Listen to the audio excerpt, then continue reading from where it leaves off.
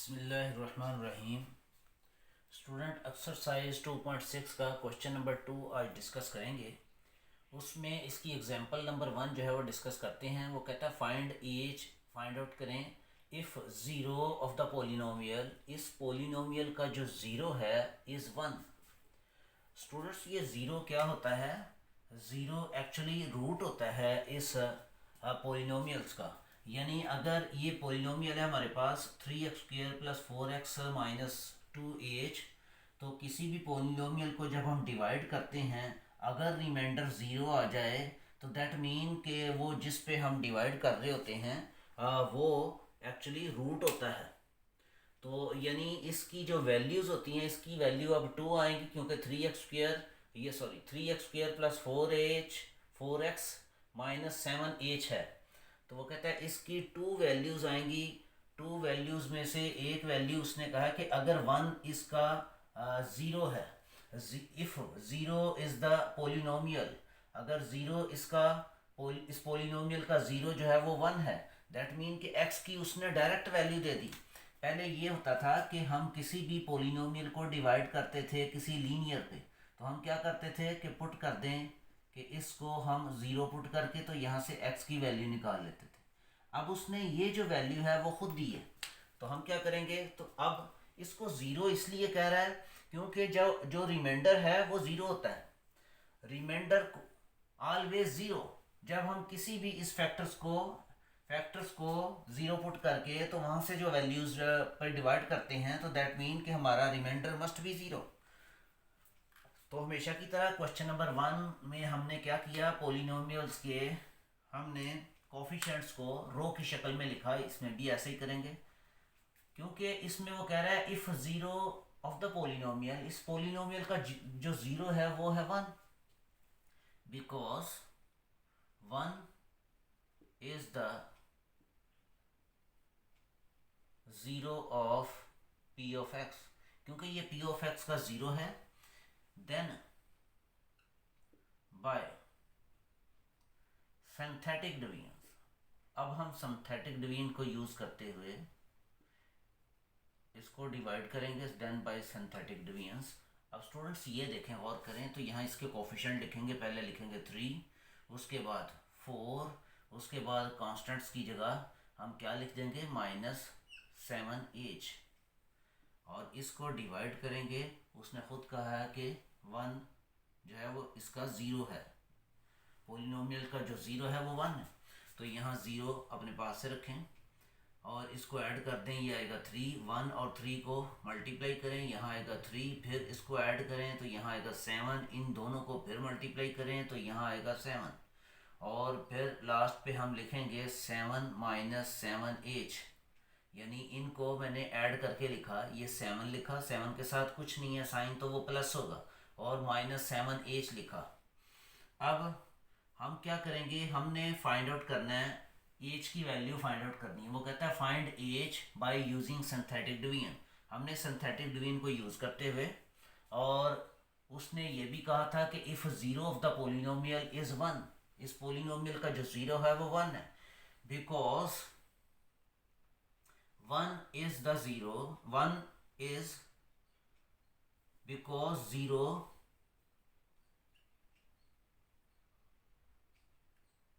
of the polynomial, इस polynomial का जो ज़ीरो है वो क्या है? Is 1, therefore remainder must be zero. मैंने बताया था कि किसी भी पोलिनोमियल का अगर ज़ीरो दिया हो, इसका मतलब होता है कि वो रूट होता है उसका। तो वो रूट उस सूरत में होता है जब रिमाइंडर ज़ीरो हो, लेकिन इसमें तो अननोन है एच, तो रिमाइंडर मस्ट बी ज़ीरो। तो हम यहाँ इस वैल्यू को क्या करेंगे? इस टोटल को हम ज़ीरो पुट कर दें, 7 - h = 0, क्योंकि ये रिमाइंडर है। अब यहाँ से वैल्यू निकाल लें, 7h = 7। स्टूडेंट्स, ये कैसे आ गया? इस -7h को मैं राइट साइड पे ले गया, और यहाँ से h की वैल्यू जो है वो क्या निकल आई? 1, क्योंकि 7 को 7 के नीचे डिवाइड कर दें, ये ज़रा मैं इधर वाज़ह लिख देता हूँ, 7h इक्वल है 7 के, तो h इक्वल आ गया 7/7, तो h इक्वल आ गया 1 के। वो कह रहा था find H, H find out करें if zero of the polynomial जो है वो इज वन, वन हो तो ये स्टूडेंट्स आपके सामने इंतहाई इजी। लास्ट पे जो रिमाइंडर है उसको ज़ीरो पुट कर दिया, क्योंकि उसने ये कहा था कि वन असल में ज़ीरो है इस पोलिनोमियल का। इसका मतलब ये होता है कि जब वन को कहे कि वो ज़ीरो है पोलिनोमियल का, तो दैट मीन कि ये remainder must be zero. Remainder को जो है वो ज़ीरो पुट करके वहाँ से हमने अननोन की वैल्यू फाइंड आउट कर ली। तो अब इसका फर्स्ट पार्ट चेक करते हैं। एक्सरसाइज 2.6 क्वेश्चन नंबर 2 का फर्स्ट पार्ट। वो कहता है three is the polynomial zero, three जो है वो जीरो है ऑफ द पोलिनोमियल, कौन सी पोलिनोमियल का, 2x³ माइनस 3h(x²) प्लस 9। इस पोलिनोमियल का जीरो उसने दिया हुआ है 3। सॉल्यूशन स्टूडेंट्स, पोलिनोमियल हमने लिखी 2x³ माइनस 3h(x² प्लस 9। अब because 3 is the zero of p of x, क्योंकि p ऑफ x का जो जीरो है वो 3 है, देन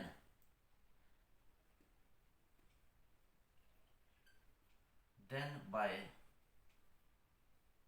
सिंथेटिक डिवीजन,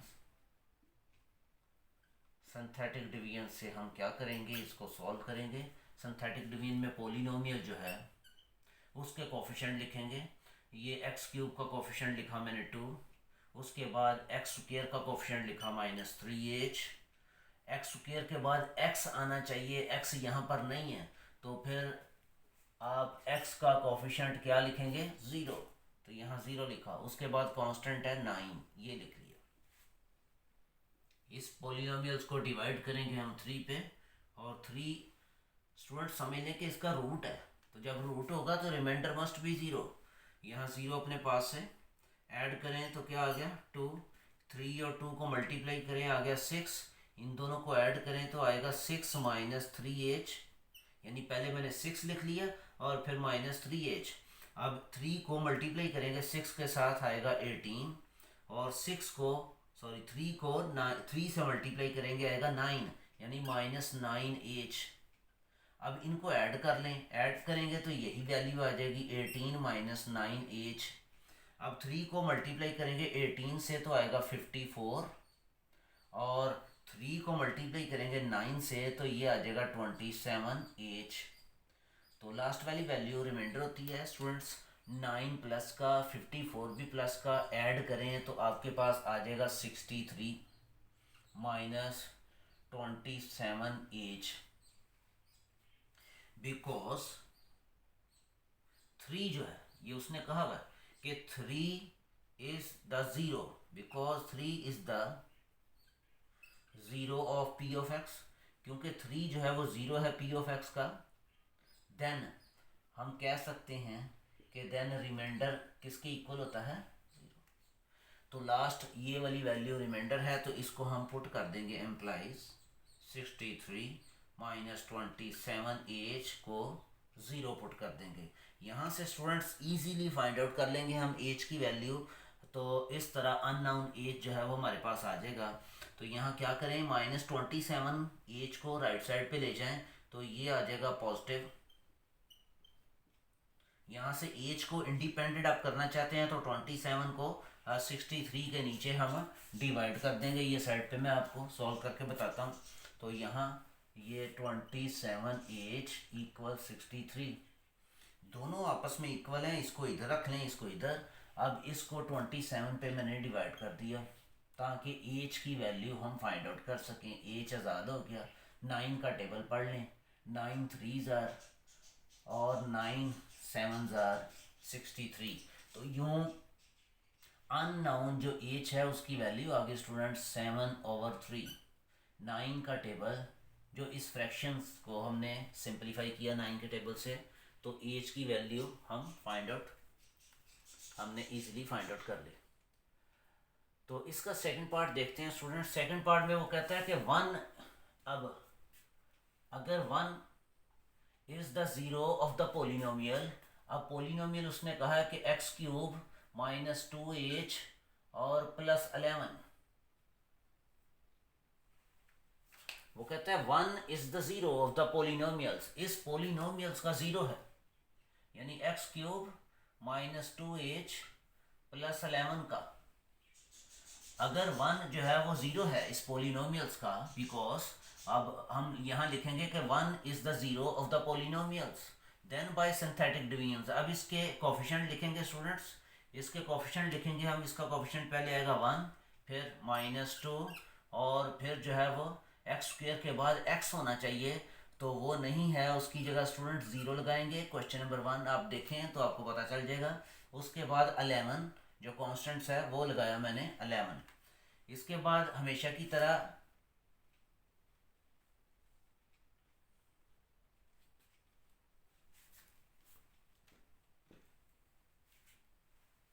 अब स्टूडेंट्स गौर करें कि अब इसको पोलिनोमियल्स के जो कोफिशिएंट्स थे मैंने रो की फॉर्म में लिख लिए।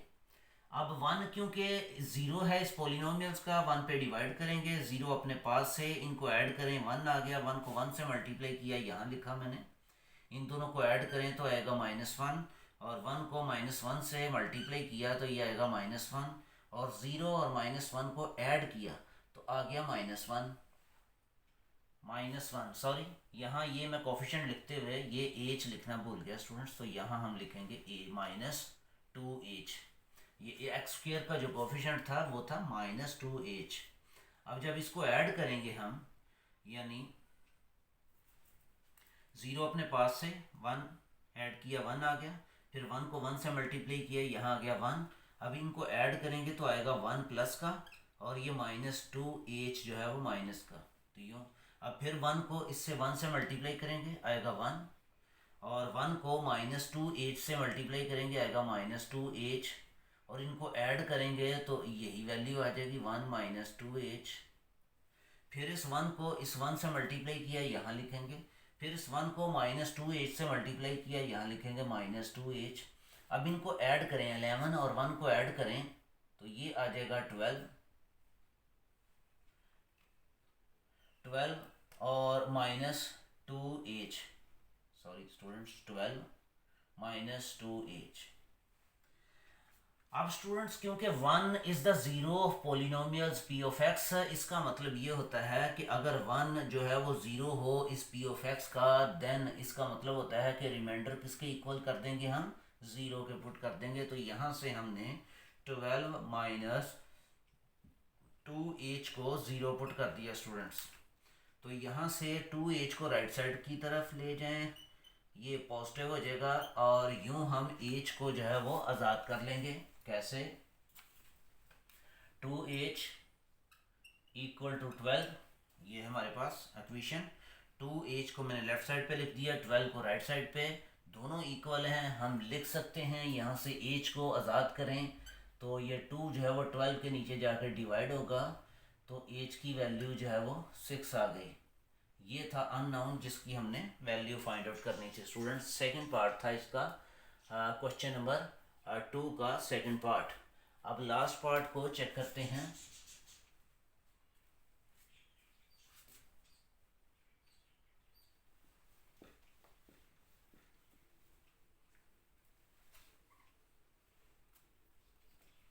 लास्ट पार्ट में वो कह रहा है कि -1 इज द ज़ीरो, -1 जो है वो ज़ीरो है इस पोलिनोमियल्स का। कौन सी पोलिनोमियल है वो, 2x³ + 5hx - 23। इस पोलिनोमियल्स का 1 0 दिया हुआ है उसने। सोल्यूशन लिखेंगे स्टूडेंट्स, p ऑफ x नाम रख लेंगे इस पोलिनोमियल्स का, 2x³ + 5hx - 23। अब क्या करेंगे, लिखेंगे because -1 is the zero of p of x, क्योंकि ये -1 जो है वो ज़ीरो है इस p ऑफ x का। Then then by synthetic divisions, synthetic divisions के मुताबिक, देन बाय सिंथेटिक डिवीजन्स में हम क्या करते हैं, इस पोलिनोमियल्स के जो कोफिशिएंट्स हैं उसको रो की फॉर्म में लिखते हैं। इसके कोफिशिएंट क्या आएंगे, पहला क्या आएगा 2x³ का। अब x² नहीं है तो उसकी जगह कोफिशिएंट लिख देंगे 0, और x का कोफिशिएंट है 5h, और फिर कांस्टेंट है हमारे पास -23। अब क्या करेंगे, इस -1 पे डिवाइड करेंगे, 0 अपने पास से 2 को ऐड करें, ये देखें 2 और 0 को ऐड करें वर्टिकली आएगा 2, -1 को 2 से मल्टीप्लाई करना है, ये आएगा -2, फिर इन दोनों को ऐड करें, ये देखें 0 और -2 को ऐड करें आएगा -2, -1 और -2 को मल्टीप्लाई करें, ये आ जाएगा +2, इन दोनों को ऐड करें तो ये 7h। स्टूडेंट्स ना लिख देना कहीं, क्योंकि ये लाइक टर्म नहीं है, ऐसा नहीं होगा, क्योंकि ये 5h अलहदा है, 2 अलहदा है, 2 के साथ h होता तो फिर 7h आता, लेकिन ये खाली 2 है, इसलिए हम इनको जब ऐड करेंगे तो लिखेंगे 2 + 5h। बहुत स्टूडेंट समझेंगे जी 5 और 2 को ऐड कर दें 7 आएगा, ऐसा नहीं है स्टूडेंट्स, ये लाइक टर्म नहीं है। लाइक टर्म को ऐड करते हुए ऐसा करते हैं, जबकि ये अनलाइक टर्म्स हैं, तो अनलाइक टर्म्स में ये 2 सेपरेट आएगा और फिर +5h। अब इसी तरह अब -1 को इससे मल्टीप्लाई करेंगे तो ये आ जाएगा -2, -1 को 5h से मल्टीप्लाई करेंगे आएगा -5h, और ये लास्ट वाली वैल्यू रिमाइंडर होती है, तो यहाँ हम लिखेंगे बिकॉज -1 इज द 0, क्योंकि ये 0 है किसका, ऑफ p(x), इस p(x) का, देन स्टूडेंट्स देन रिमाइंडर जो है वो मस्ट बी 0, तो रिमाइंडर देखें निकाले तो सही, -23 और -2 इसको ऐड करें -25, और ये -5h, ये था रिमाइंडर, इसको हम अम्प्लाइज 0 कर देंगे, -25 और -5h, इसको हमने 0 पुट कर दिया, तो क्या होगा, अब यहाँ से h की वैल्यू जो है वो इजीली हम फाइंड आउट कर लेंगे। -25 -5h है, राइट साइड पर जाएगा तो 5h हो जाएगा प्लस का। अब क्या करेंगे, हम लिखते हैं इधर के 5h हमारे पास है, 5h इक्वल है -25 के। यहाँ से स्टूडेंट्स h की वैल्यू फाइंड आउट करना चाहते हैं, h को आज़ाद करना चाहते हैं, तो 5 को डिवाइड करना पड़ेगा नीचे, तो यूँ हमने डिवाइड कर दिया, तो यहाँ से h की वैल्यू आ गई 5 1 जार 5 5 जार -5h की वैल्यू आ गई, अननोन जो है वो हमने फाइंड आउट कर लिया। तो अब अगर वेरीफाई करना हो कि हमारा आंसर दुरुस्त है कि नहीं, देखें गौर करें, बाकी जो प्रीवियस पार्ट्स हैं उसमें भी इसी तरह वेरीफाई कर सकते हैं। तो देखें रिमाइंडर क्या था, रिमाइंडर था -25 और -5h। अब क्या करें, -25 और h की जगह जो है वो अननोन हमने -5 फाइंड आउट किया है, इसको सिंप्लीफाई करें तो 0 आता है स्टूडेंट्स, -25 माइनस माइनस +25 +25 और -25 कैंसिल होकर रिमाइंडर 0 आता है। तो स्टूडेंट्स यही मैंने रिक्वेस्ट की थी कि अगर वो कहे कि -1 इज़ द 0 ऑफ p(x), कि -1 0 है इस p(x) का, तो ये उसी सूरत में होता है कि जब रिमाइंडर क्या होता है 0, तो रिमाइंडर को हमने 0 पुट के अननोन जो है वो फाइंड आउट कर लिया, तो वेरिफिकेशन में मैंने बता दिया कि वाकई जो है वो 0 ही बनता है। तो स्टूडेंट्स उम्मीद रखता हूँ कि ये क्वेश्चन नंबर 2 भी आप अच्छे तरीके से फॉलो कर गए होंगे। थैंक यू स्टूडेंट्स, अपना बहुत ज़्यादा ख्याल रखें, अल्लाह हाफिज़।